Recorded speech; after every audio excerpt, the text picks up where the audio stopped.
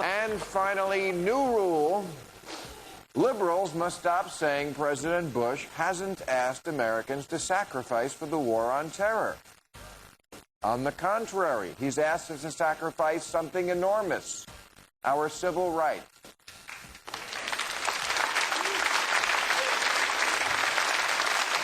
Now, when I heard George Bush was reading my emails, I probably had the same reaction you did. George Bush can read? Yes, he can. And this administration has read your phone records, credit card statements, mail, internet logs. I can't tell if they're fighting a war on terror or producing the next season of Cheaters. I mail myself a copy of the Constitution every morning just on the hope they'll open it and see what it says.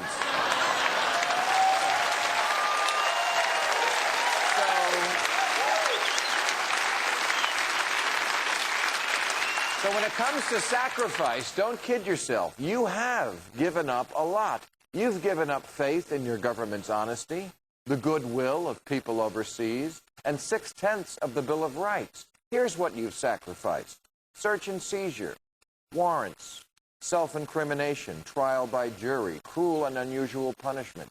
Here's what you have left: handguns, religion, and they can't make you quarter a British soldier. If Prince Harry invades the Inland Empire, he has to bring a tent. You know, in previous wars, Americans on the home front made a very different kind of sacrifice. During World War II, we endured rationing, paid higher taxes, bought war bonds, and in the interest of national unity, people even pretended Bob Hope was funny. Right, you laughed at him. Okay. Women donated their silk undergarments so they could be sewn into parachutes. Can you imagine nowadays a Britney Spears or a Lindsay Lohan going without underwear? Bad example, but look, George Bush has never been too bright about understanding foreigners. But he does know Americans. He asked this generation to sacrifice the things he knew we would not miss: our privacy and our morality. He let us keep the money. But he made a cynical bet that we wouldn't much care if we became a big brother country that has now tortured a lot of random people. And yet no one asks the tough questions like, is torture necessary? Who will watch the watchers? And when does Jack Bauer go to the bathroom?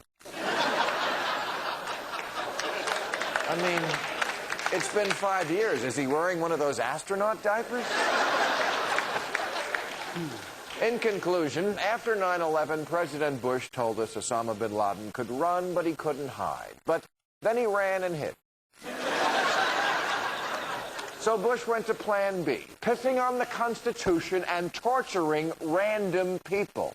Conservatives always say the great thing Reagan did was make us feel good about America again. Well, do you feel good about America now? I'll give you my answer. And to get it out of me, you don't even have to hold my head underwater and have a snarling guard dog rip my nuts off. No, I don't feel very good about that. They say evil happens when good men do nothing. Well, the Democrats prove it also happens when mediocre people do nothing.